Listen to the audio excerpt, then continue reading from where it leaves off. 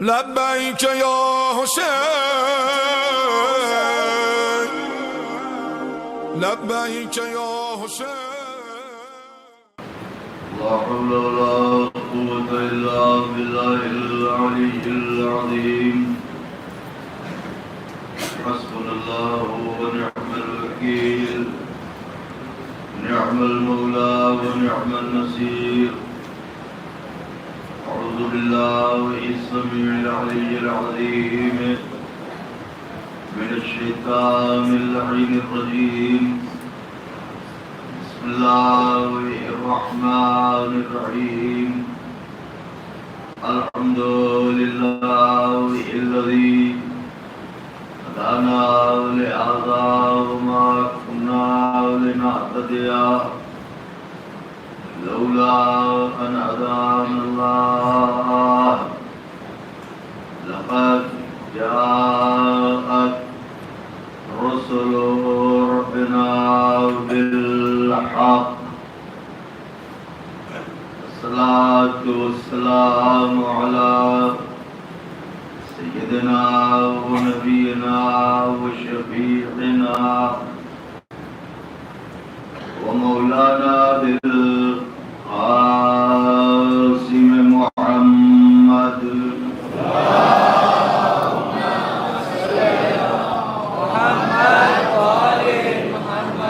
وآل بيته الطيبين الطاهرين المعصومين المظلومين المنتخبين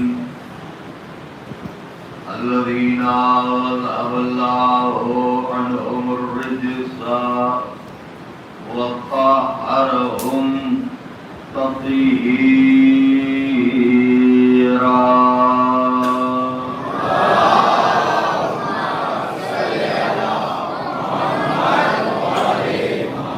لعنة الله على أعدائهم وقتلتهم وغاصبي حقوقهم منكري فضائلهم ومصائبهم وشجاعتهم وطهارتهم وسخاوتهم وجلالتهم وولايتهم وعظمتهم وعطشهم أجمعين من ليلنا هذه إلى قيام يوم الدين أما بعد فقد قال رسول الله صلى الله عليه وآله وسلم بسم الله الرحمن الرحيم إني تارك فيكم الثقلين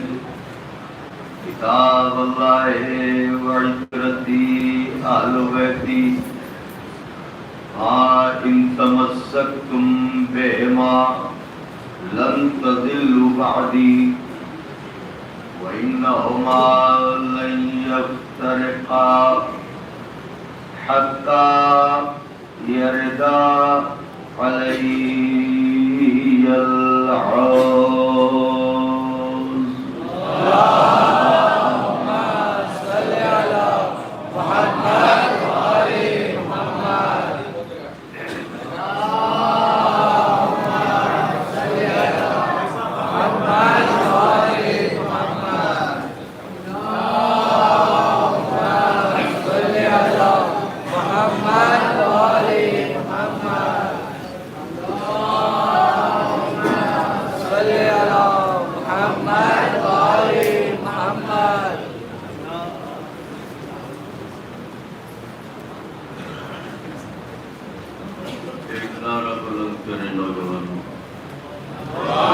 اللهم صل على محمد وآل محمد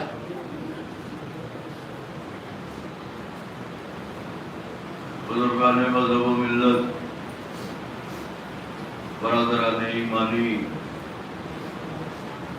کرم ہے حضرات چہارگاہ معصومین علیہم الصلاۃ والسلام کا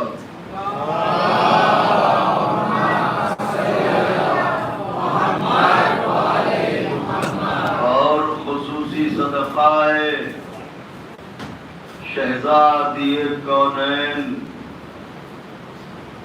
بنت جناب رسول الثقلین مادر حسنین صدیقہ طاہرہ راضیہ مرضیہ بطول عذرا حورین سیاہ جناب فاطمہ زہرا سلام اللہ علیہا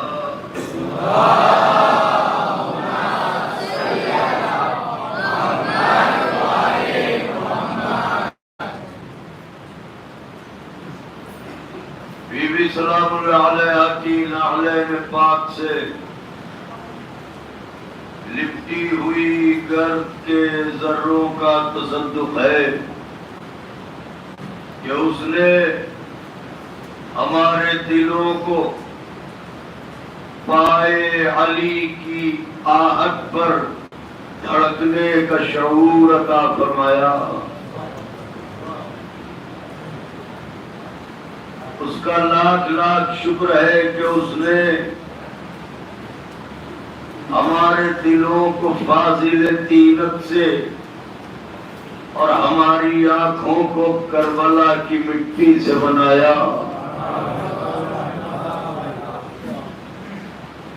یہی وجہ ہے کہ جب اس گھرانے کے فضائل بیان ہوتے ہیں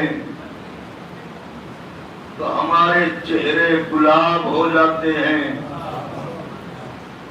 اور جب اس گھرانے کے مصائب بیان ہوتے ہیں تو ہماری آنکھیں اشکبار ہو جاتی ہیں.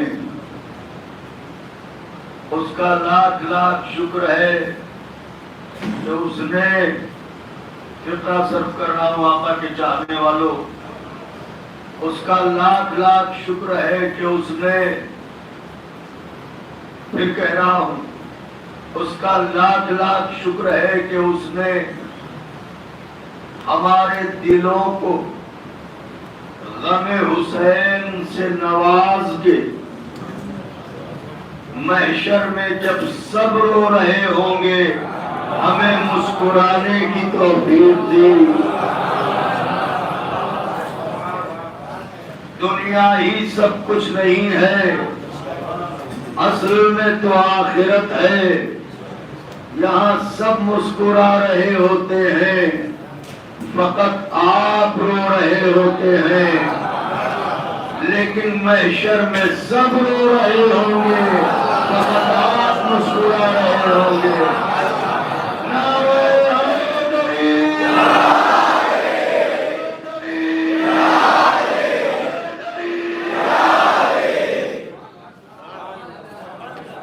اسی لیے ابھی حسین کا دروازہ کھلا ہے. محرم کے چاند نے فلک پر نمودار ہو کے اعلان غم حسین کر دیا ہے. جسے محشر میں رونے سے بچنا ہو اسے چاہیے ہے کہ شریک غم حسین ہو جائے. اس لیے کہ یہ دو آنسو بڑے قیمتی ہیں، یہ دو آنسو بڑے باعظمت ہیں، یہ دو آنسو بڑے بافضیلت ہیں، یہ دو آنسو بڑے باقیمت ہیں. ان آنسوؤں کی قیمت دنیا کے خزانے نہ پائیں گے. میں نے جملہ کہا ہے اہل دل کے لیے، اہل نظر کے لیے، شاہی خزانے کھول دیے جائیں مگر یہ آنسو نہیں خریدے جا سکتے. شاہی خزانے کھول دیے جائیں، یہ آنسو نہیں خریدے جا سکتے. ان آنسوؤں کی قیمت کا کوئی اندازہ ہی نہیں لگا سکتا. اس لیے کہ پوری دنیا کا جائزہ لیجیے، بغیر تفریق مذہب و ملت کے، کسی بھی مذہب کا ہو، کسی بھی مسلک کا ہو، کسی کسی بھی شہر کا ہو، کسی شہر کا ہو، کسی بھی قوم کا ہو، کسی بھی ملت کا ہو، کسی بھی مذہب کا ہو، کسی بھی علاقے کا ہو، کسی بھی ملک کا ہو، امیر ہو یا غریب ہو، سرمایہ دار ہو یا فقیر ہو، مانگنے والا ہو یا عطا کرنے والا ہو، پوری دنیا کا جائزہ نوجوانوں، لوہے دل پر کھیلے تو کہہ رہا ہوں، پوری دنیا کا جائزہ لیجیے، غم و عالم میں ڈوبی ہوئی کائنات کے اندر ہر شخص چھوٹا ہو یا بڑا ایک ہلکی سی مسکراہٹ کے لیے لاکھوں روپے خرچ کرتا ہے۔ ہائے ہائے ہائے ہائے ہائے، دل کو سکون نہیں ہے تو چلو بس تم سجا لو، وہاں مسکرا دیں گے۔ دل کو قرار نہیں ہے تو چلو محفل سجا لو، وہاں مسکرا دیں گے۔ دل کو قرار نہیں ہے تو ایسے لوگوں کو بلا لو جو ایسی باتیں سنا دے جس سے تھوڑا سا ہم ہنس لیں، ہمارا غم دور ہو جائے۔ پوری دنیا ہنسنے کے لیے پیسہ خرچ کرتی ہے، اکیلی قوم ہے۔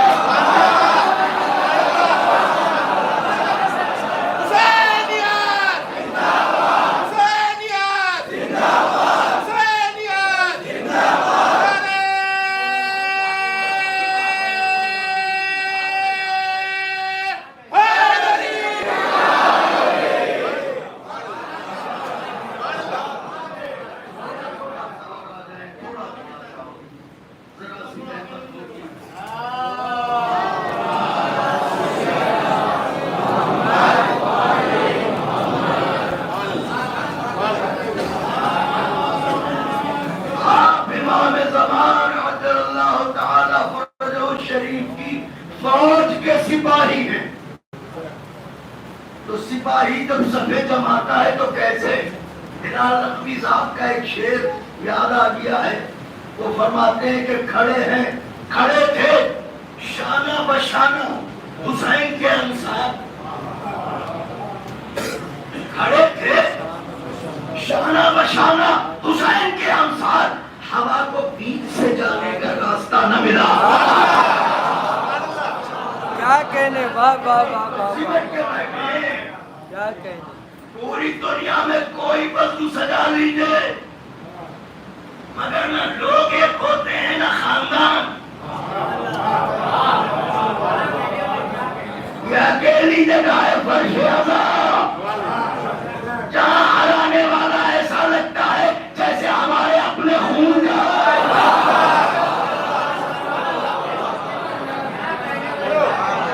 یہاں صرف ایک پہچان ہے، عشق حسین، محبت حسین، عشق حسین، محبت حسین۔ یہ فرش عزا کیا ہے؟ آج عالم اسلام میں شور مچ رہا ہے، ہم میں اتحاد نہیں اس لیے رسوا ہے، ہم میں اتحاد نہیں اس لیے ذلیل ہے، ہم میں اتحاد نہیں اس لیے پریشان ہے، ہم میں اتحاد نہیں اس لیے پامال ہے، ہم میں اتحاد نہیں اس لیے بکھرے ہوئے ہیں، ہم میں اتحاد نہیں اس لیے ذلیل کیے جاتے ہیں، ہم میں اتحاد نہیں اس لیے گری نگاہوں سے دیکھے جاتے ہیں۔ اس کا مطلب پوری دنیا اتحاد کا شور مچا رہی ہے۔ اسلام سلامتی کا مذہب ہے، اسلام امن کا مذہب ہے، اسلام خوف پھیلاتا نہیں، خوف کو دور کرتا ہے۔ اسلام بستیوں کو اجاڑتا نہیں، بستیوں کو بساتا ہے۔ اسلام بچوں کو یتیم نہیں بناتا، یتیموں کو پالتا ہے۔ اسلام کی تصویر تو پیش کی جائے، اسلام یتیم بناتا نہیں ہے، یتیموں کو پالتا ہے۔ اسلام بستیوں کو اجاڑتا نہیں ہے، بستیوں کو بساتا ہے۔ اسلام ردائیں چھینتا نہیں ہے، ماں اور بہنوں کو ردا اوڑھنے کا سلیقہ سکھاتا ہے۔ تو سلامتی کا مذہب ہے، امن کا مذہب ہے۔ شور یہ مچ رہا ہے، رسوا ہے، رسوا ہے، رسوا ہے۔ لوگ اسلام کو نہیں سمجھ پاتے، سمجھائیے گا جب تو سمجھیں گے۔ لیکن سوال یہ پیدا ہوتا ہے سمجھایا کہاں جائے؟ کوئی تو جگہ ہونی چاہیے جہاں پر لوگوں کو بلایا جائے اور انہیں بتایا جائے کہ اسلام کسے کہتے ہیں، مذہب کسے کہتے ہیں۔ کوئی تو جگہ ہو، توجہ چاہ رہا ہوں، کوئی ایک جگہ تو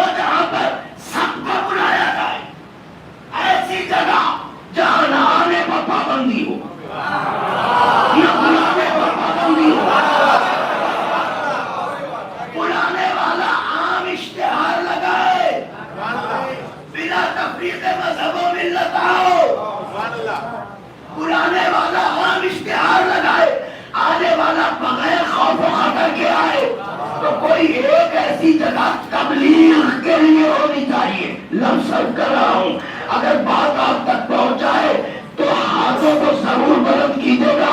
اپنے بزرگ سے بڑی بات کہنے جا رہا ہوں, اس کی قدر کیجیے جہاں پہ بیٹھے ہیں. کوئی ایک جگہ تو ایسی ہو جہاں تبلیغ اسلام کے لیے نہ بلانے پر پابندی ہو نہ آنے پر پابندی ہو. ان کا مسجد, ہم تو مسجد گئے باہر ہی لکھا ہوا تھا غیر مسلم کا آنا منع.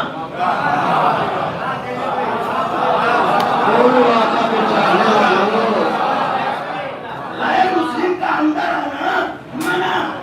ہم نے کہا یہاں تو آ نہیں سکتے, جنہیں اسلام سکھانا ہے انہیں بلائے تو وہ یہاں آ ہی نہیں سکتے. وہ آنا چاہے تو آنے نہیں دیا جائے گا. تو ایسا کرتے ہیں جو سب کا خالق ہے اس کے اصلی گھر پہ چلتے ہوئے خانہ کعبہ. اب جب مسجد کے لیے یہ ہے تو کعبے میں تو ہے, تو اس کا مطلب کعبے میں بھی سب کو نہیں بلا سکتے, مسجد میں بھی سب کو نہیں بلا سکتے. کیوں کہ کعبے میں آنا ہو تو طاہر ہو کے آؤ, کلمہ پڑھ کے آؤ. مسجد میں آنا ہے تو کلمہ پڑھ کے آؤ. تو کعبے گئے دین کی تبلیغ کرنے, وہاں بھی بلانے پر پابندی آنے پر پابندی. مسجد میں آئے تبلیغ کے لیے, یہاں بھی بلانے پر پابندی آنے پر پابندی. پریشانی نہ جانے دوں گی, ایسا مرکز بناؤں گی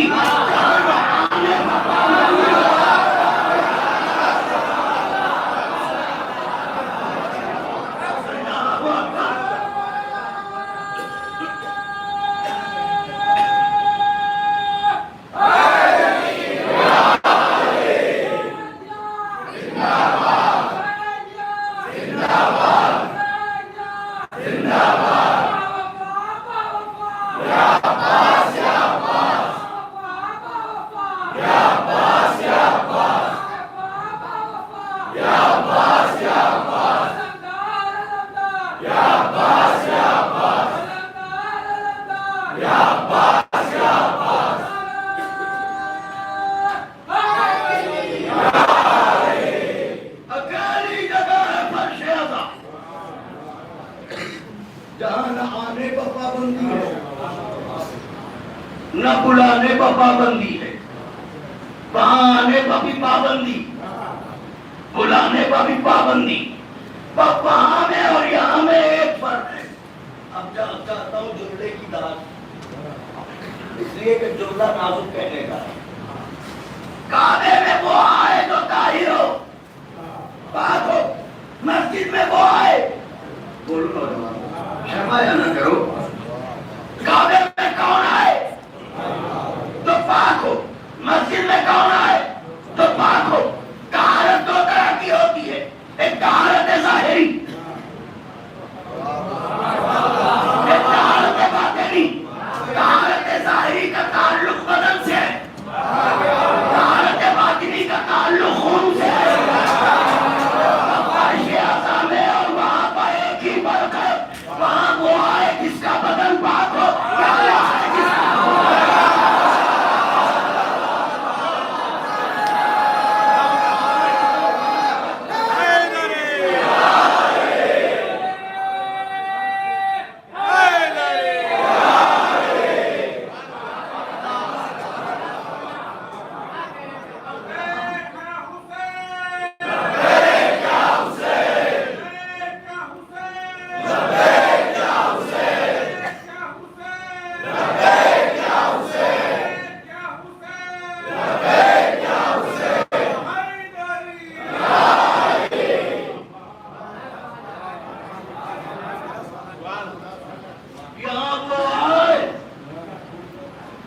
جس کا کل کی بات ذہن عالی میں ہوگی. کل بات کہاں تک پہنچی تھی؟ کل میں نے آپ کی خدمت میں یہ عرض کیا تھا کہ کلام کا وزن متکلم کی بنیاد پر ہے. جناب یہی تک تو پہنچی تھی بات. کلام کا وزن جو دیکھو میری طرف جب میں کوئی نازک بات کروں گا تو ذرا آہستہ، تاکہ تمہید آپ تک پہنچ جائے نتیجے تک پہنچنے کے لیے. تو کلام کا وزن متکلم کی بنیاد پہ. اگر آپ مجھے حسین علیہ السلام کا ذاکر مانتے تو آپ میری بات کا لحاظ رکھیں، اور جب آپ مجھے ذاکر جانتے ہی نہیں تو آپ میری بات کا کیا لحاظ کریں؟ اس کا مطلب کسی کی بھی بات کو ماننے کے لیے اس کی شخصیت کا عرفان ہونا ضروری ہے کہ وہ کیا ہے. جب تک ہم یہ نہیں جانیں گے، جب تک اس کی بات کی قیمت ہماری نظروں میں نہیں ہوگی. پیغمبر نے حدیث ثقلین ارشاد فرمائی. اب اس حدیث کو ماننے کے لیے ضروری ہے کہ پہلے یہ جانا جائے کہ جو کہہ رہا ہے وہ کون ہے. تو کل یہاں تک بات پہنچی تھی کہ اکثریت نے یہ سمجھا کہ جو کہہ رہا ہے وہ ہم جیسا ہے، حالانکہ ہم خاک سے بنے اور وہ نور سے بنے. ہم ادنا سے ادنا، وہ اعلیٰ سے اعلیٰ. اللہ اکبر اللہ اکبر. ہم دنیا میں آئے تو دائرے نجاست میں، دنیا سے چلے تو دائرے نجاست میں. جب آئے کہ جب بھی اتنے مجبور تھے کہ کوئی پاک نہ کرے تو ہم پاک نہ ہوں، اور جب چلے تو اتنے مجبور کہ کوئی پاک نہ کرے تو ہم پاک نہ ہوں. تو آئے جب بھی محتاج طہارت، چلے جب بھی محتاج طہارت.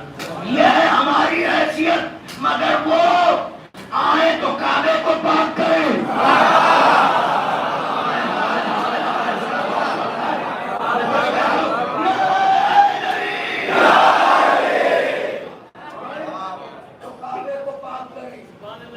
کچھ دن ٹھہرے تو نسلوں کو پاک کریں.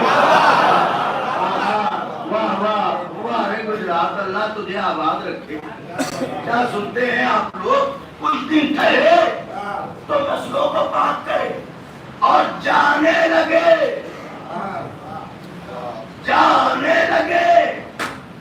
تو ایسا پاک کر دے اس جگہ کو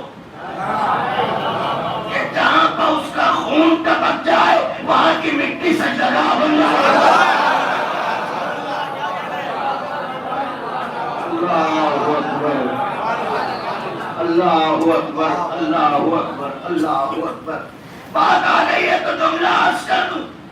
بشریت کی مجبوری یہ ہے کہ اسے پاک ہونا پڑے گا. سنیے گا، بات آ گئی ہے سامنے تو عرض کیے دیتا ہوں. بشریت کی مجبوری یہ ہے کہ اسے پاک ہونا پڑے گا.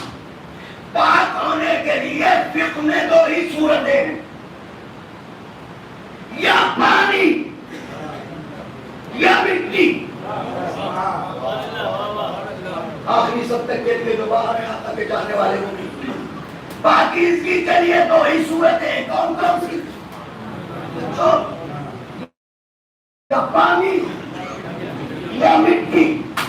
یا تو ہم پانی کے ذریعے پاک ہوں گے، پانی میسر نہ ہو تو مٹی کے ذریعے پاک ہوں گے، یعنی تیمم. تو یا غسل یا تیمم، یا وضو یا تیمم. یعنی ہمارے وجود کو یا پانی پاک کرے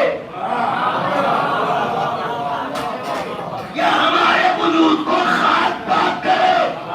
پہلے حکم ہے پانی ڈھونڈو، پانی نہ ملے تو خاک پر تیمم کرو. تو یا پانی ہمیں پاک کرے گا یا مٹی ہمیں پاک کرے گی.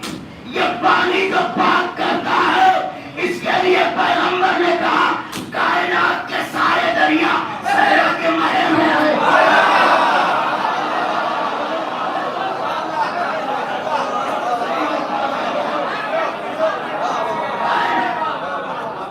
کائنات کے سارے دریا مہے صحرا میں ہیں. پانی کرے گا ہمیں پاک. پانی ہے دریا میں، دریا ہے مہے صحرا.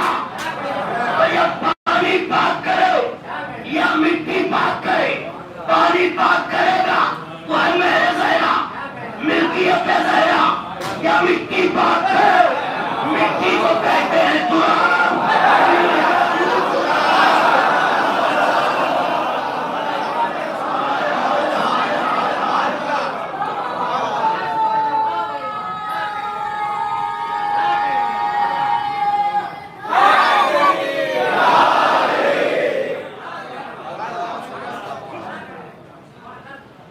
جب بغیر مٹی کے بدن پاک نہیں ہوتا، نہیں بدن تو لفظ ہے، بغیر تراب کے بدن پاک نہیں ہوتا، تو بغیر ابو تراب کے روح پاک ہوگی۔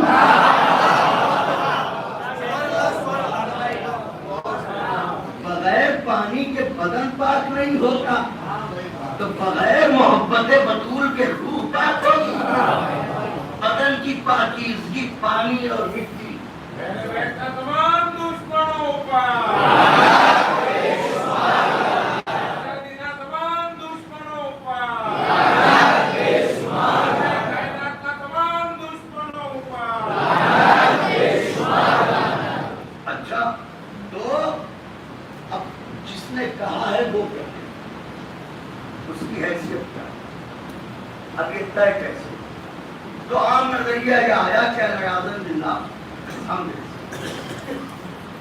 سوچئے تاریخ کے روزن سے جھانکی میٹر دیکھیے، ٹکٹکی لگائے رہیے گا تو پڑھو میٹر دیکھیے، تاریخ کے روزن سے جھانکیے۔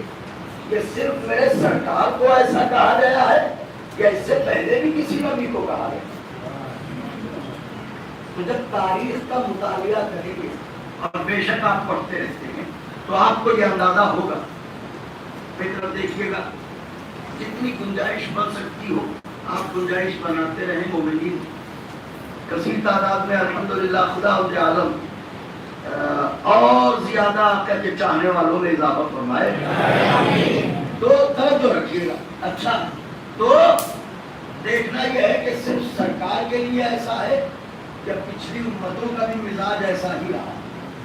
تو جب ہم پچھلی امتوں کو دیکھتے ہیں تو ہمیں یہ بات نظر آتی ہے تاریخ میں، تفسیر میں، کہ فقط میرے نبی کو اپنا جیسا نہیں سمجھا بلکہ ماں سبق کے انبیاء کو بھی اپنا جیسا لوگوں نے سمجھا، اور انکار کی وجہ یہی تھی۔ پڑھیے سورہ الشمس، پڑھیے قوم سمود کا واقعہ، پڑھیے جناب صالح کا قصہ، پڑھیے ناقہ صالح کا واقعہ، تو آپ کو پتا چلے گا کہ یہ مزاج نیا نہیں ہے، پرانا ہے۔ کفر کا یہ مزاج پرانا ہے۔ قرآن کہہ رہا ہے کہ جب اللہ نے جناب صالح کو ان کی قوم کی طرف بھیجا، یعنی قوم سمود کی طرف، کہ جاؤ ان پر تبلیغ کرو، غور سے سنیں، جاؤ تبلیغ کرو، تو جناب صالح نے کہا یہ تو سرکش ہے، یہ تو عذاب کے مستحق ہیں۔ تو اللہ نے کہا صالح اس وقت تک میں کسی قوم پر عذاب نہیں بھیجتا جب تک کہ حجت تمام نہ کرو، بدلے گا جب تک یہ حجت تمام نہ کرو۔ جاؤ تم تبلیغ کے لیے ان کے درمیان جاؤ۔ جناب صالح پہنچے قوم سمود کے درمیان، اور پہنچنے کے بعد انہوں نے کہا میں اللہ کا رسول، میں اللہ کا نبی، کہ تو تم پتھروں کے آگے سر جھکا رہے، اس سے باز آ جاؤ، خدا وحدہ لا شریک کو مانو، اسے سجدہ کرو، مجھے اس کا نبی مانو۔ تو قوم سمود میں جو بڑے بوڑھے تھے انہوں نے یہ جواب دیا ہم اتنی بڑی بے وقوفی کیسے کریں کہ اس کی پیروی کر لیں جو ہم جیسا ہے۔ دعائیں چاہتا تھا آقا کے چاہنے والوں سے، مگر کوئی بات نہیں، ہم اس کے پیچھے چلیں جو ہم جیسا ہے۔ معلوم یہ ہوا مزاج کفری ہے کہ کبھی نبی کو نہیں نبی نہیں سمجھتا، اپنا جیسا سمجھتا ہے، نبی کو نبی نہیں سمجھتا، اپنا جیسا سمجھتا ہے۔ کہ ہم تمہارے پیچھے کیسے چلیں، ہم اتنے بڑے بے وقوف تھوڑی ہیں، اس لیے کہ تم تو ہم جیسے ہو۔ تمہاری اتباع کر کے، تمہاری پیروی کر کے تو ہم گمراہ ہو جائیں گے۔ انہوں نے کہا بھائی میں اللہ کا نبی ہوں، اللہ نے مجھے کتاب دی ہے، صحیفہ دیا ہے۔ وہ کہا یہ کون سی بات ہوئی؟ نبوت بھی تمہیں کو دے اور صحیفہ بھی تمہیں کو دے، ان میں سے کوئی چیز تو مجھے دیتا۔ نہیں غور کیا، کوئی چیز تو مجھے دیتا، نبوت بھی تمہیں کو دے گا اور صحیفہ بھی تمہیں کو دے گا، ان میں سے کوئی چیز تو ہمیں دیتا، اس لیے کہ تم ہم جیسے ہی تو ہو۔ بھئی ہمارے بھی دو ہاتھ، تمہارے بھی دو ہاتھ، ہمارے بھی دو پاؤں، تمہارے بھی دو پاؤں، ہماری بھی دو آنکھیں، تمہاری بھی دو آنکھیں، ہم جیسے ہو تو دونوں چیزیں تمہیں کیسے دے دیں؟ ہمیں ایک تو دیتا، لہذا ہم تمہیں نہیں مانیں گے۔ اس کا مطلب یہ ہے کہ کفر اس لیے بھی انکار کرتا ہے کہ یہ شرف ہمیں کیوں نہیں ملا،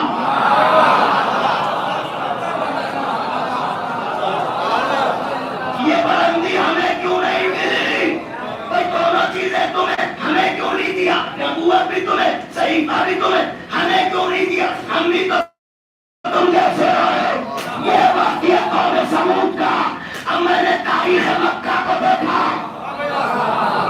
ابو جہل، ہاتھوں کو بلند کر دیجیے گا، میرا کلیجہ آپ کی اکیلی بھائی، جب کوئی نازک مضمون ہوتا ہے، محنت کر کے، تیاری کر کے جب کوئی بات پڑھی جائے اور اس پر اگر آقا کے چاہنے والے حوصلہ نہ بڑھائے تو ذرا سی تکلیف ہوتی ہے۔ مکہ، ابو جہل، وہاں آپ نے سنا قوم سمود کی بات، سنی کیا کہا، یہ کیا دونوں چیزیں تمہیں کو دے گا، بھئی کچھ تو ہمیں دیتا۔ یہ ہے مکہ، ابو جہل، ابو سفیان کا سگا بہن ہوئی۔ اگر آقا کے چاہنے والوں کے دلوں کے دروازے کھلے ہیں تو تیار ہو کے بیٹھو۔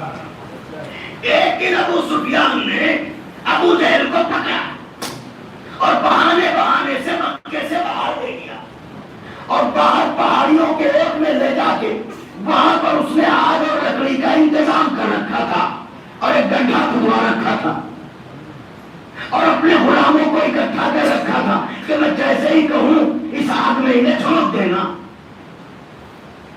بہنوئی کا بازو پکڑ کے سالے نے کہا، واہ واہ رے احمدآباد کا، دیکھو یہ موت ہے تمہارے سامنے۔ وہ کہا اچھا مجھے مارنے آئے ہو، کہاں تمہاری زندگی کے آخری لمحے تم سے قریب ہے، میں تم سے ایک بات پوچھنا چاہتا ہوں، چونکہ تم عرب ہو اس لیے مجھے معلوم ہے کہ تم اپنی غیرت کے پیش نظر جھوٹ نہیں بولو گے جو میں پوچھ رہا ہوں۔ پہلے عرب کی رت جگائی۔ ابو جہل نے کہا پوچھ کیا پوچھنا چاہتا ہے، کہ یہ بتا کہ محمد تیرے بھتیجے ہیں، محمد کی نبوت پر یقین ہے یا نہیں؟ پوچھ کون رہا ہے، کس سے پوچھ رہا ہے، کس کے بارے میں پوچھ رہا ہے؟ یہ بتا کہ تجھے اپنے بھتیجے کی نبوت پر یقین ہے کہ نہیں؟ جواب سنیے ابو جہل کا۔ اس نے کہا ابو سفیان پوچھا ہے تو سن، مجھے اپنے بیٹے کے حلال زادہ ہونے پہ تو شک ہو سکتا ہے، محمد کے نبی ہونے پر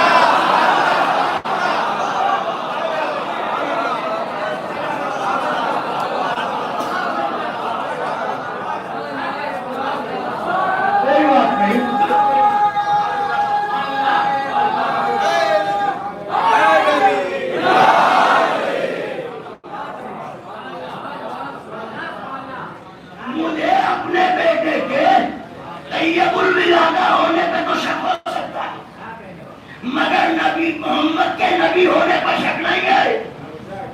اس نے کہا میرے سامنے یہ گستاخی کر رہا ہے، اپنے بیٹے کے لیے کہہ رہا ہے۔ جواب سنیے گا ابو جہل کا۔ اس نے کہا اس لیے کہہ رہا ہوں کہ تیری بہن ہے۔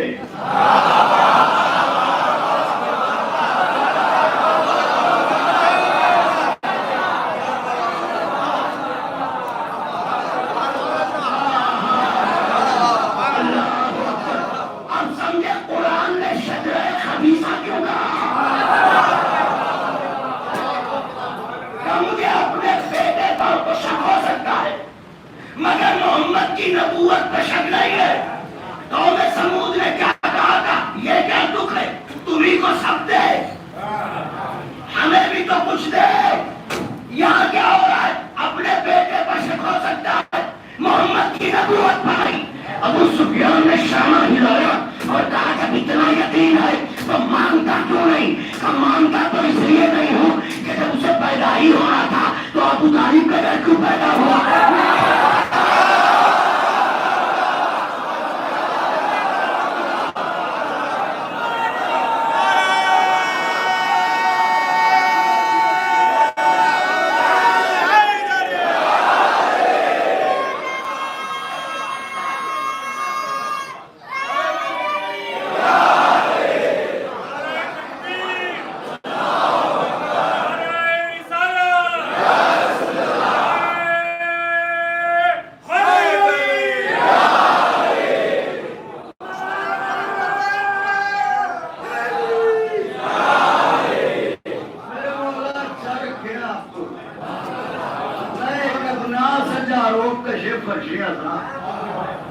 آپ چوتھے امام کے مہمان، میں آپ کی کیا خدمت کر سکتا ہوں، مگر اسی طرح دعاؤں سے نوازیے گا تو شاید کچھ عرض کر سکوں. اور میری والدہ ماجدہ کے حق میں دعا کر دیجیے گا، میری صحت کے لیے بھی دعا فرما دیجیے گا. تو کہا انکار تو اس بات سے کہ وہ میرے گھر کیوں نہیں پیدا ہوا. کسب دیکھی آپ نے، میرے گھر کیوں نہیں پیدا ہوا؟ یہ شرف ابو طالب کو کیوں ملا؟ یہ شرف عبداللہ کو کیوں ملا؟ ہمیں کیوں نہیں ملا؟ پیدا ہی ہونا تھا، عبداللہ کے گھر نہ پیدا ہوتا، میرے گھر پیدا ہوتا. کہا جاتا ہمیں بھی تو کچھ دے. مزاج کفر دیکھ رہے ہیں، ہمیں بھی تو کچھ دے. یہاں کیا ہو رہا ہے؟ آنا ہی تھا تو میرے گھر کیوں نہیں آیا؟ وہاں کیا ہو رہا تھا؟ تم ہم جیسے تو نبی کو مانے، تم ہم جیسے تو نبی کو مانے. یہاں کیا ہو رہا ہے؟ ہم جیسے. مگر ان میں اور قوم سمود میں ایک فرق ہے. فرق کیا ہے؟ انہوں نے اپنا جیسا مانا تو نبی نہیں مانا، یہ مان کے اپنا جیسا مان رہے ہیں.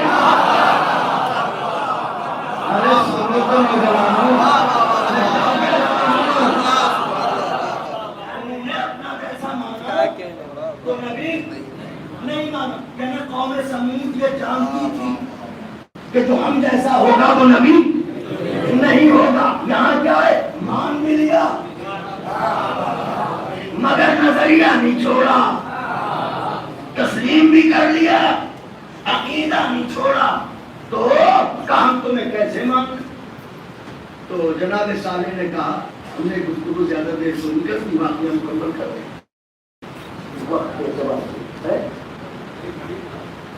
دور دور سے آتے ہیں، آپ لوگوں کو واپس جانے میں زحمت نہ ہو، نہیں تو انشاءاللہ کل مکمل کر دیں گے.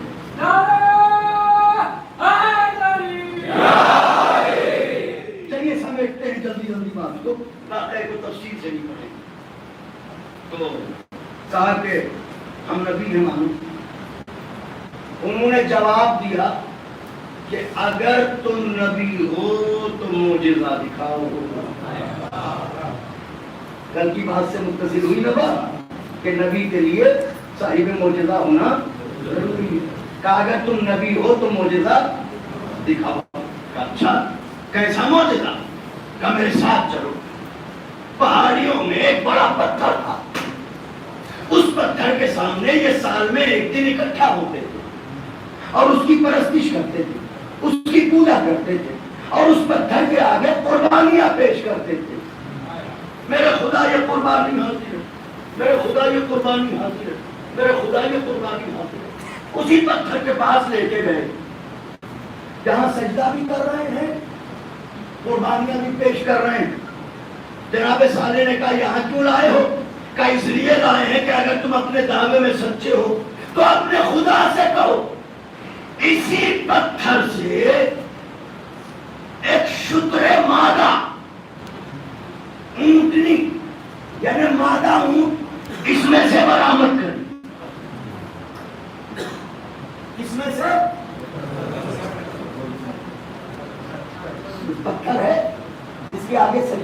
رہے ہیں تو کہہ رہے ہیں کہ اس میں سے ایک اونٹنی تمہارا خدا برآمد کرے. اپنے اللہ سے کہو کہ اگر تم سچے ہو تو وہ اس میں سے ایک اونٹنی برآمد کرے, اور جو اونٹنی نکلے اس کے لیے شرط یہ ہے کہ وہ 10 ماہ کا حمل بھی رکھتی ہو, یعنی اس کے پیٹ میں 10 ماہ کا بچہ بھی ہو. اپنے اللہ سے کہو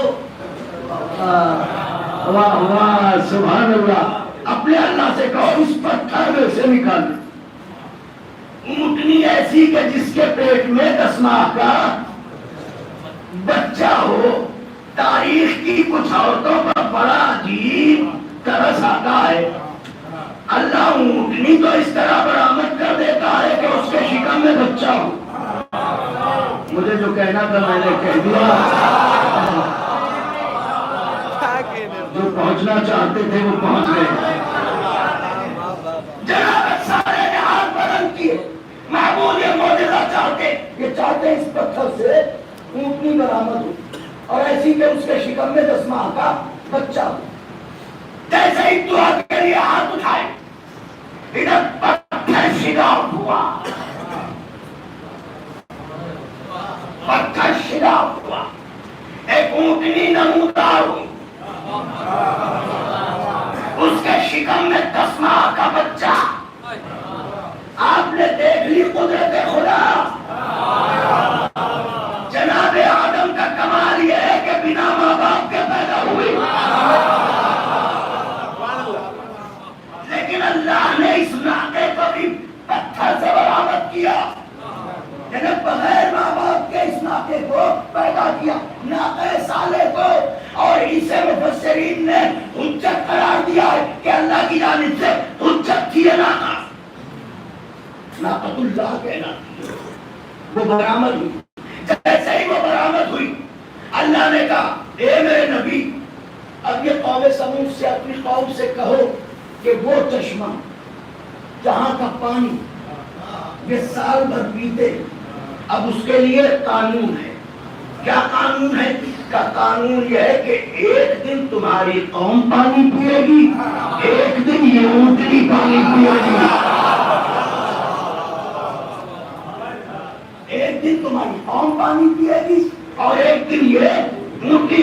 سرکار مجلسی کو دیکھیے گا, بہار میں بھی یہ واقعہ, حیات القلوب میں بھی یہ واقعہ, تفسیروں میں بھی موجود ہے یہ واقعہ, کہ آواز دی کہ ایک دن پانی یہ اونٹنی پیے گی, ایک دن قوم پیے گی.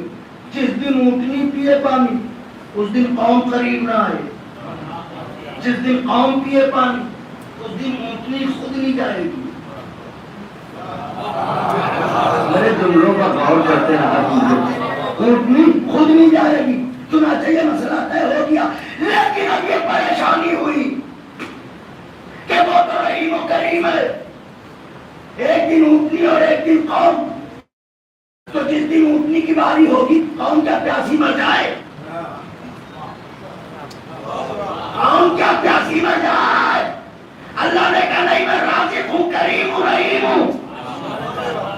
جس دن اونٹنی کی باری آئے گی اس دن اونٹنی کے بدن میں میں اتنا شیر پیدا کر دوں گا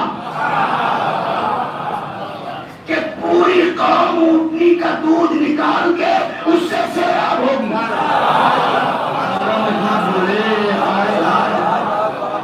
سارا مجمع بولے تو عرض کروں, اس دن ساری قوم اونٹنی کے دودھ سے سیراب ہوگی. ایک اونٹنی سے اتنا دودھ کہ ساری قوم سیراب ہو. کسی نے یہ نہ لکھا کم پڑ گیا,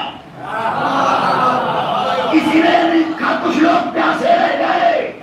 ارے جب اللہ ایک اونٹنی میں یہ اثر پیدا کر سکتا ہے کہ پوری قوم کی پیاس بجھا دے, تو اگر دعوت سلحیہ میں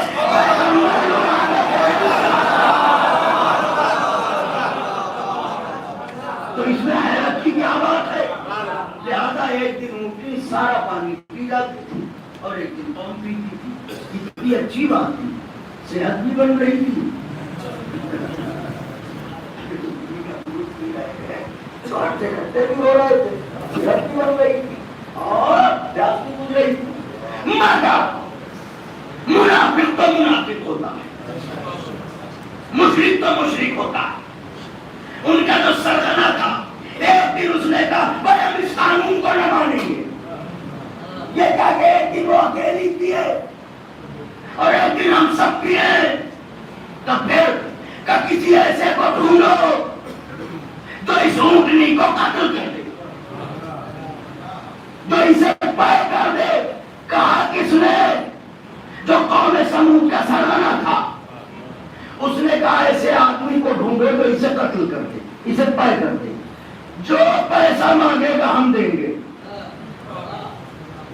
یہ تو اتنا واقعہ پڑھا اسی مرحلے کے لیے. اب ہاتھوں کو جوڑ کے عرض کروں تیار ہو کے بیٹھے.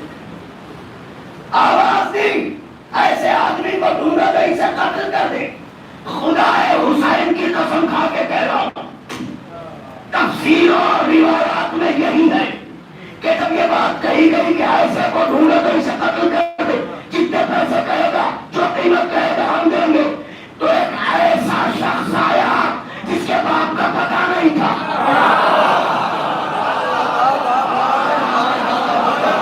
کیا کہنے بابا. رسول کو بیٹھا کتابیں ہمارے گھر میں نہیں چھپتی ہیں، آپ کے گھر میں نہیں چھپتی ہیں. تاریخ لکھنے والوں نے لکھی ہے، تفسیر بیان کرنے والوں نے بیان کی ہے.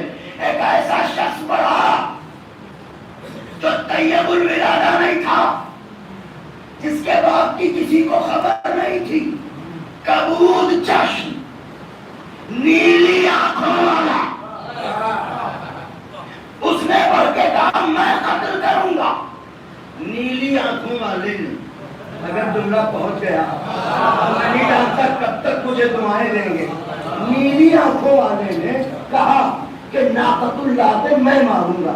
یہ انسان نہیں ہے، نبی نہیں ہے، حیوان ہے مگر حجت خدا. تو حیوان کو قتل کرنے کے لیے پوری قوم میں بڑھا کون؟ وہ جس کا وجود نجس، وہ جو نیلی آنکھوں والا. نیلی آنکھیں یہاں پر استعارہ ہے، یہاں پر غیر حلالی ہونے کا استعارہ ہے. معلوم یہ ہوا کہ اللہ کی حجت کو قتل ہی وہی کرتا ہے جو حلال زادہ نہ ہو.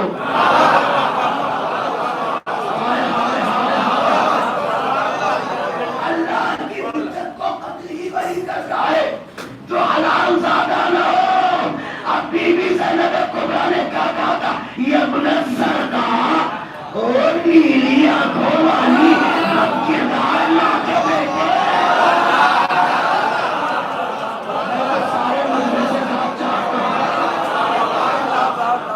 اگر نمک دسترخوان خدیجہ کا قرض ہو، ہاتھوں کو بلند کر کے نعرہ حیدری.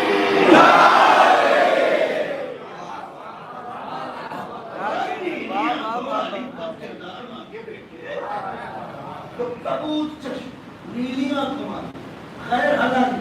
آگے بڑھا. جس کے لیے لکھا ہے سرکش تھا، ظالم تھا، مشرک تھا، منافق تھا، سنگدل تھا، سخت طبیعت تھا، بدترین تھا، نجسترین تھا. کسی نے سن کر کے اسے درد نہیں ہوتا تھا، خوشی ہوتی تھی. وہ آگے بڑھا کہ میں قتل کروں گا، میں اسے ذبح کر دوں گا. چنانچہ جس دن اونٹنی کا دن تھا.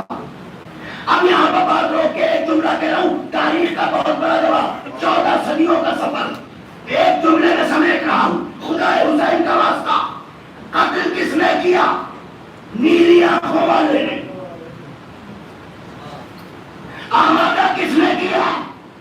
قوم سمود نے. معلوم یہ ہوا آمادہ کسی نے کیا، قتل کسی نے کیا، حکم کسی نے کیا. لوہے دل پر لکھیے گا، آپ کے عقیدے کو پیش کر رہا ہوں، جواب دے رہا ہوں. کربلا کی جانب سے حکم کسی نے دیا، قتل کسی نے کیا. تو کیا اللہ نے قتل کرنے والے کو سزا دے دی، حکم دینے والے کو چھوڑ دیا؟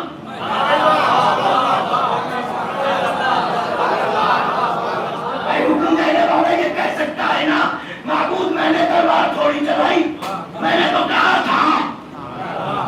قتل تو اس نے کیا مگر عدالت الہیہ میں جس نے تلوار چلائی سزا اسے بھی ملی، جنہوں نے حکم دیا تھا سزا انہیں بھی ملی۔ اب تو لوگ کہتے ہیں یزید کربلا میں تھوڑی گیا تھا۔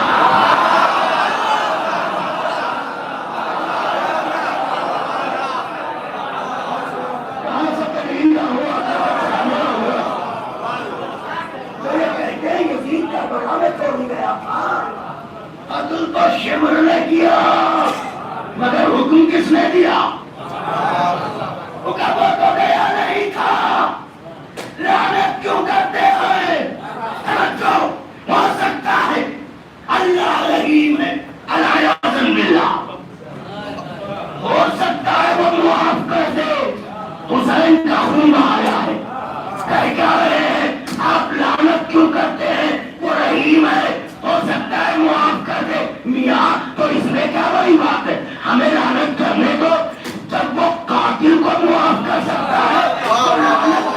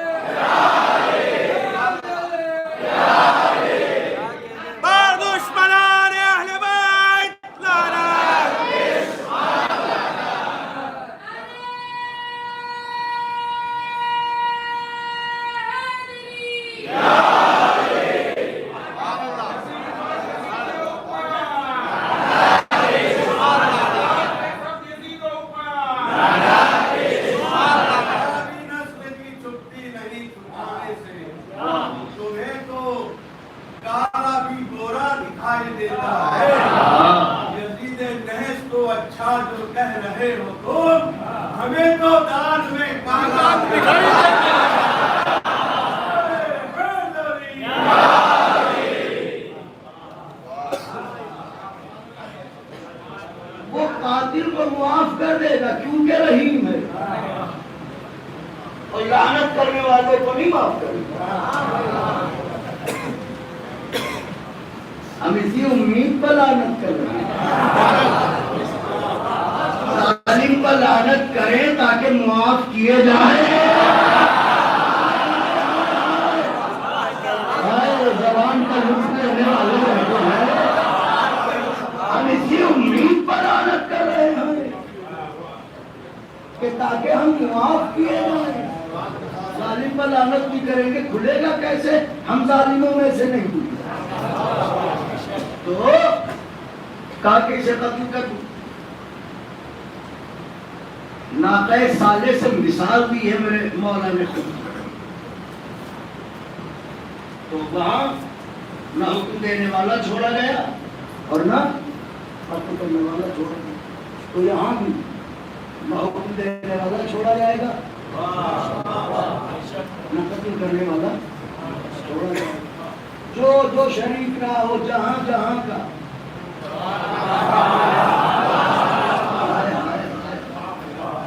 جہاں جہاں کا جو شریک رہا چھوڑا نہیں جائے، اس کی عدالت کی کیوں بھی مظلوم کا مقدمہ اللہ لڑتا ہے۔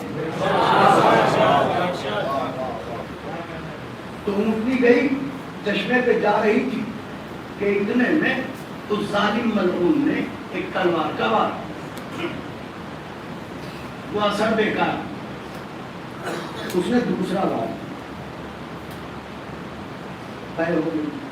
پہلا وار بیکار کیوں گیا؟ خدا حجت کا نام کرتا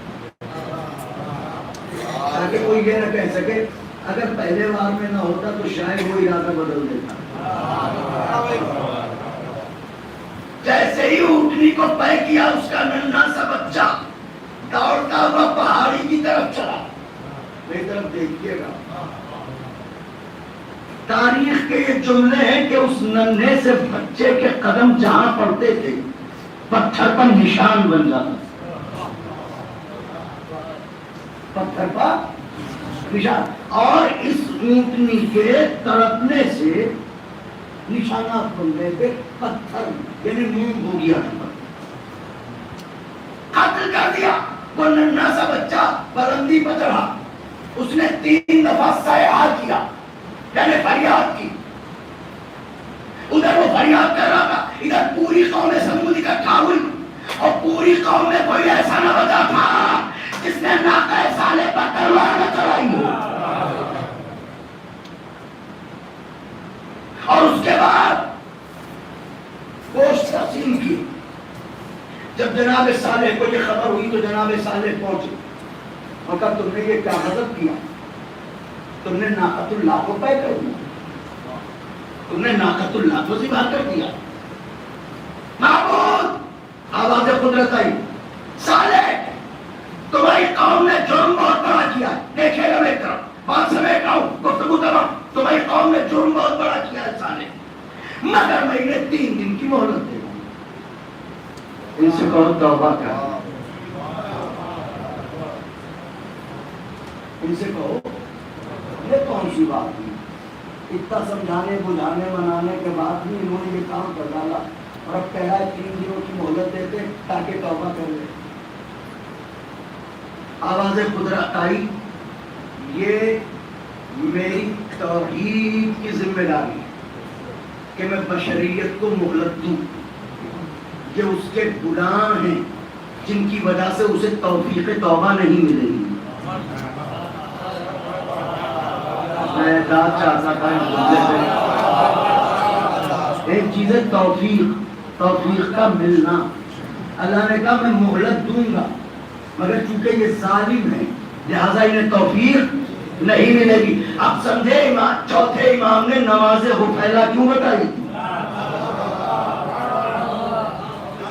اس لیے بتائی تھی کہ امام جانتے تھے کہ ظالم کو توفیق نہیں ہوتی، لیکن میں امام ہوں، مجھ سے سوال کیا جائے اور میں جواب نہ دوں. اللہ نے کہا 3 دن کی مہلت دے رہا ہوں میں. ان 3 دنوں میں روایات میں اختلاف ہے، کچھ کا کہنا ہے 4، کچھ کا کہنا ہے 5. 5 لوگ اس طرف سے جناب صالح کی طرف آ گئے. اس کا مطلب یہ ہے کہ مہلت کا فلسفہ ہوتا ہے ادھر والوں کو ادھر سے کھینچنا.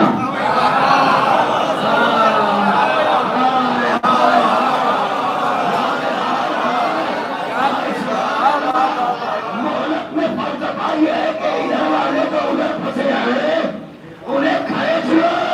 اب سمجھے حسین نے ایک رات کی مہلت دنیا کہتی ہے حسین نے مہلت لی، میں کہتا ہوں خدا کی طرح حسین نے مہلت دی.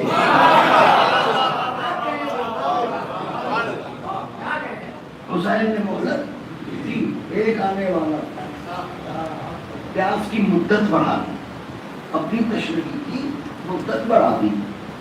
ایک کے لیے میں کچھ کہہ رہا ہوں،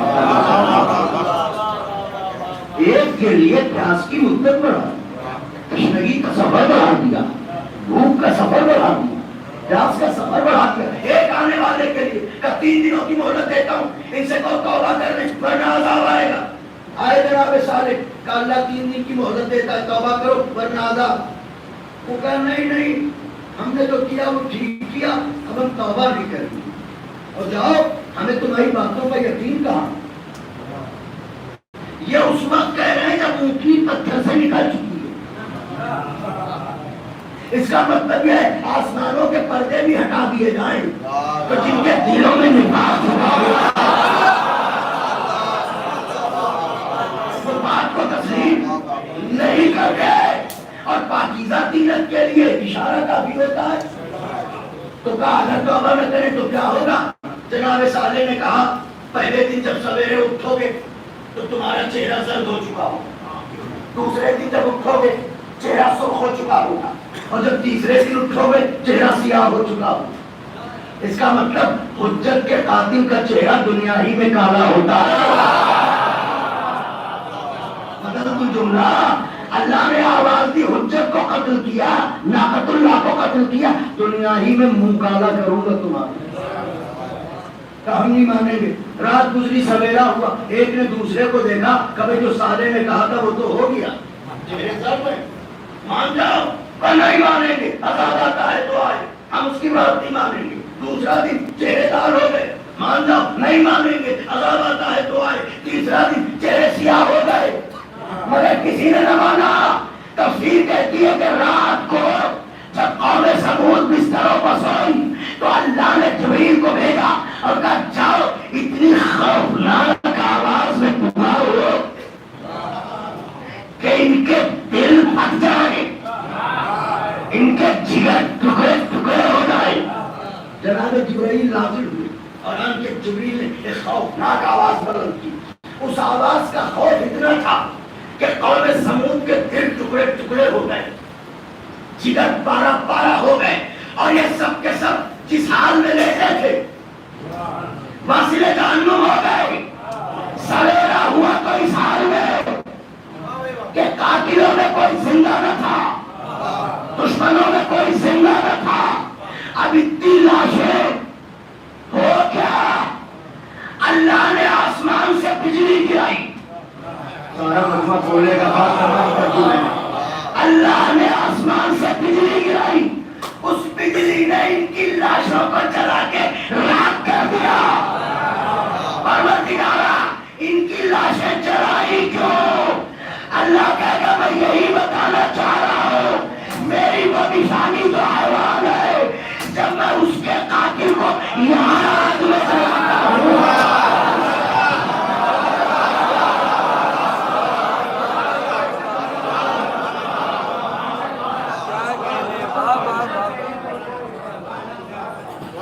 ایسے ہو سکتا ہے کہ اسے دوزخ میں نہ جلاؤں، یعنی حجت کے دشمن کی تقدیر میں جلنا ہے، چاہے یہاں کی آگ پر جلے چاہے وہاں کی آگ میں جلے، لیکن الحمدللہ یہ قوم تجربہ کر چکی ہے، یہاں کی آگ پر چل کے تمام کر دی میں نے بات۔ آج زیادہ وقت دے لیا چونکہ بات ایسی چل رہی تھی، کل سے شہزادی نے چاہ تو گھنٹے کے اندر ہی گھنٹے کے اندر گفتگو تمام کروں گا، لیکن یہ ایسا موڑ آ گیا تھا۔ نوجوانوں یہ پہلا عشرہ میں آپ کی خدمت میں سجرز کر رہا ہوں، صرف حسین علیہ السلام کی دکھیا ماں کے حضور میں سرخرو ہونا چاہتا ہوں۔ ایسا نہ ہو کہ وہ مجھ سے پوچھ لیں کہ میرے شوہر کا ممبر اس پر بیٹھتا تھا اور میرے چاہنے والوں کو میرے حق کے بارے میں کیوں نہیں بتا۔ تو میں جتنا جانتا ہوں کوشش یہ کرتا ہوں کہ اس گھرانے کی وکالت کروں، اس لیے کہ وہ راضی تو خدا راضی، اور وہ جن سے ناراض اس سے خدا راضی نہیں ہو سکتا۔ تو ناقہ صالح کو پے کر دیا، ایک ناقہ ہے، اونٹنی ہے، مگر دیکھیے تو صحیح ایک حیوان پر ظلم ڈھایا گیا تو اللہ نے قرآن میں اس کا ذکر کیا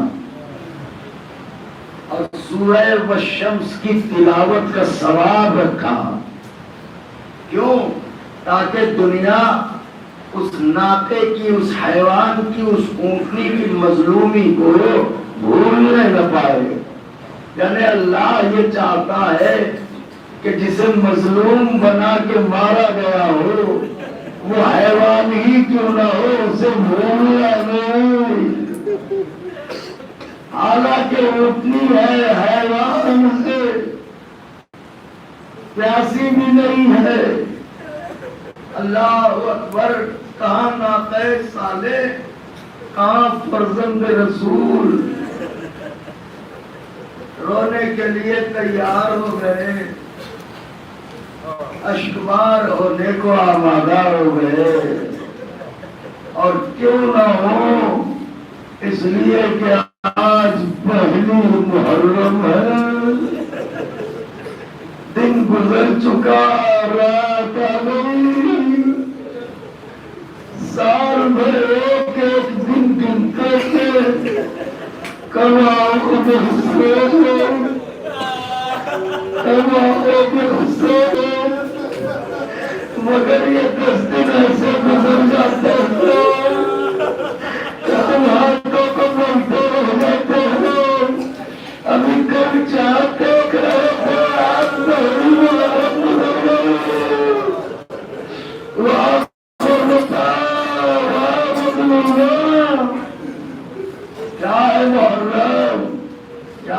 حسین کا غم ان سے پوچھئے جو پردیس میں رہتے ہیں، کبھی ان سے پوچھئے محرم کی بے قراری کیا ہوتی ہے، میں تھوڑا مسافر ذکر حسین۔ مومنین ملتے ہیں جناب، آج ہمارے یہاں مہندی کا جلوس اٹھ رہا ہوگا، آج ہمارے یہاں علمبر عمل ہو رہا ہوگا، آج ہمارے یہاں سر کا گہوارہ نکل رہا ہوگا، آج ہمارے یہاں گھوڑ کا تابوت نکل رہا ہوگا۔ اے جناب بہت پریشان ہے، یہاں دل نہیں لگ رہا ہے، وطن کے محرم یاد رکھو، ارے وہاں بھی تو محرم ہو رہا ہے، وطن جانوں کو کیوں کرا ہو، اس لیے جو بے وطن ہمارے وطن ہم استقبال کرنے کو نہیں، چلا کے روئیے گا، آوازوں کو دبا کے میں روئیے گا۔ واہ حسینہ، اے غریب نوازی دکھیا ہوا، اے زہرا بیوی، آؤ میری شہزادی، رونے والے اکٹھا ہو رہے تاکہ حسین غریب پر گریا کرے۔ یہ ماتم، یہ مجلس، نوجوانوں، بچوں میری طرف دیکھیے، آج حسین کا غم منانا اتنا دشوار نہیں ہے، آج اللہ نے آپ کو نوازا ہے، آپ کے پاس پیسے ہیں، بزرگوں سے پوچھئے جنہوں نے غریبی میں محرم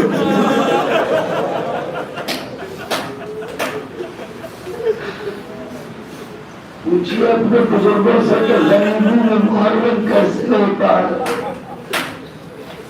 اللہ اکبر، اللہ اکبر۔ میں ایک واقعہ سنیے، یہ محرم کیا ہے، یہ کیسی آگ لگتی ہے کلیجے میں نے روایت پڑھی، ایک خاتون تھی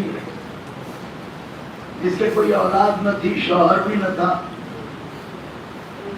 مگر اس کے پاس کچھ پیسے تھے تو وہ سال بھر مشقت کرتی تھی، 10 دن حسین غریب کی مجلس کرتی، جو عورتیں مجلس میں آتی تھی تو ان سے یہ کہتی تھی کہ تمہارے چھوٹے چھوٹے بچے ہیں، مجلس سے جانے میں دیر ہو جاتی ہے، تم ایسا کرو کھانا یہی کھا لیا کرو۔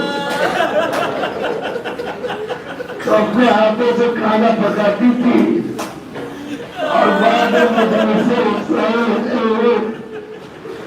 آنے والی عورتوں کو تبرک کھلاتی تھی۔ ایک سال بیمار ہو گئے، نہایت کمزور ہو گئے، محرم کا چاند قریب آ گیا، بے توقع تبرک کیسے پکاؤں گی، یہاں تک کہ فرق نہ ہلال محرم میں بیمار ہوا، قمیض میں سر کے بال کھولو، طرف سے کہا ہے طرف سے تمہارے دار کی مجلس سے آئے، ارے مجھ میں اتنی طاقت نہیں ہے پکاؤ، یا مدد سے آتے گا یا کسی مددگار کو دے دو، یا مجھے صحت دے دو یا کسی مددگار کو بھیج دو۔ ابھی تڑپ تڑپ کے یہ دعا کر رہی تھی کہ اتنے میں دروازے پر دستک ہوئی، اب جو دروازہ کھلا تو کیا دیکھا، ایک برقع پوش یا برقعے میں لپٹی ہوئی گھر میں داخل ہو، اس حال میں داخل ہوئی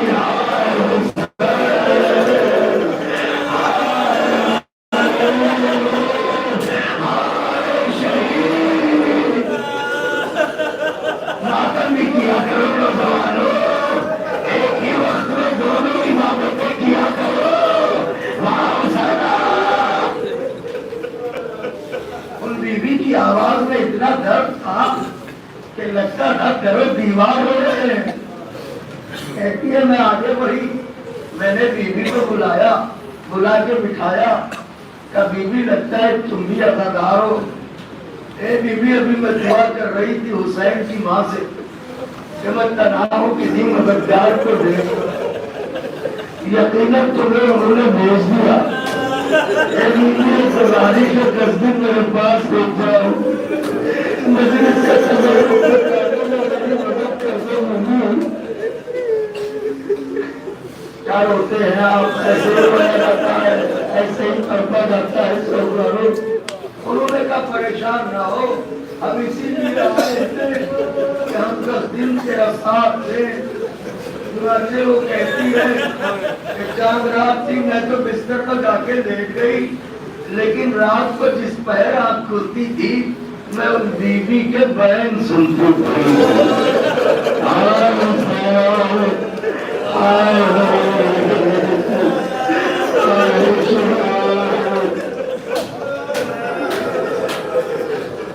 कहती है पहली मुहर्रम नमूदार हुई, बीबी ने तबर्रुक पकाना शुरू किया। तबर्रुक पकाती जाती है, रोती जाती है, पकाती जाती है, रोती जाती है। शाम हुई, फर्शियादा बिछाने की बारी आई, कपूर आराम कर वो बिछा लेती, फर्शियादा बिछाती जाती है, रोती जाती है, यहाँ तक के कनीज़ें आ गई, मजलिस बैठा हुई।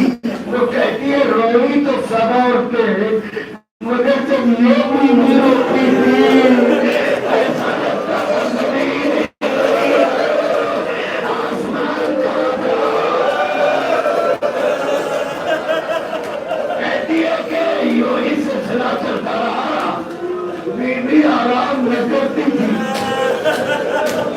उठी तो रोई, बैठी तो रोई, कभी करके इस कोने में आए हो साहब, कभी करके उस कोने में आए हो साहब, यहाँ तक के शर्म शुरू हो गई। कहती है आज बीबी की बेकरारी अजीब थी, बीबी एक जगह बैठ नहीं पाती थी, बीबी टहलती रहती थी, कभी यहाँ कभी वहाँ, वही हाय बेटा, हाय मसाले, अजरो को मालना। कहती है कि मजलिस हुई, बीबी ने गिरिया किया, औरतें अपने अपने घरों को वापस हुई। कहती है मगर ये बीबी पूरी रात कभी खाट पर बैठी, कभी बेकरार होके चली, रोती रही, वैन करती रही। कहती है हालत ये थी कि मुझे लगता था बीबी दुनिया से चली न जाए, इस तरह रो रही है। कहती है शब आशूर खत्म हुई, सुबह आशूरा आई, बीबी की बेकरारी और बढ़ी, जैसे जैसे दिन चल रहा था बीबी की बेचैनी बढ़ती जाती थी। कहती है कि जैसे ही असर का वक्त आया, बीबी पछाड़े खाने लगी, बीबी हाथ पकड़ने लगी।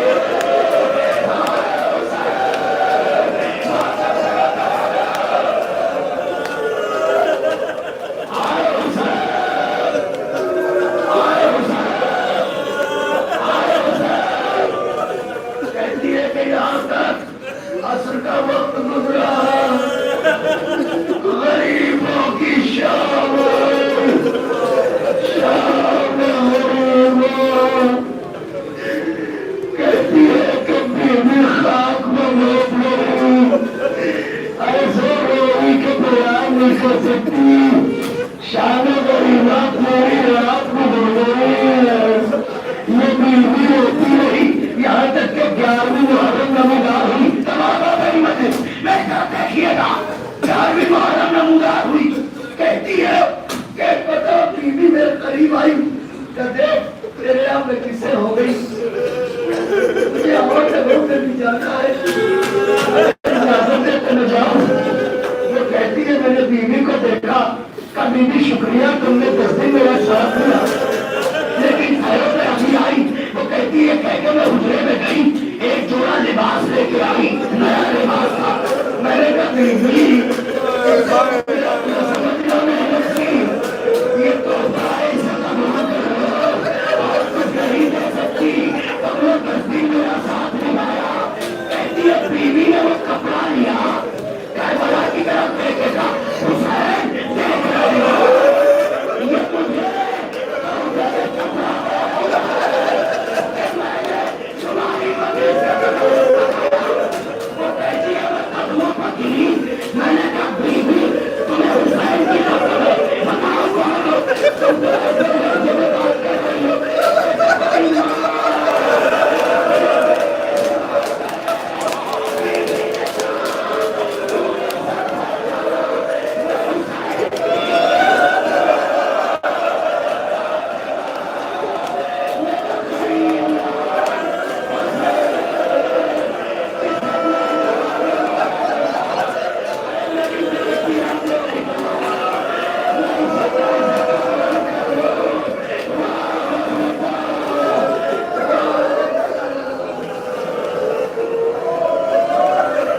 لبیک یا حسین لبیک یا حسین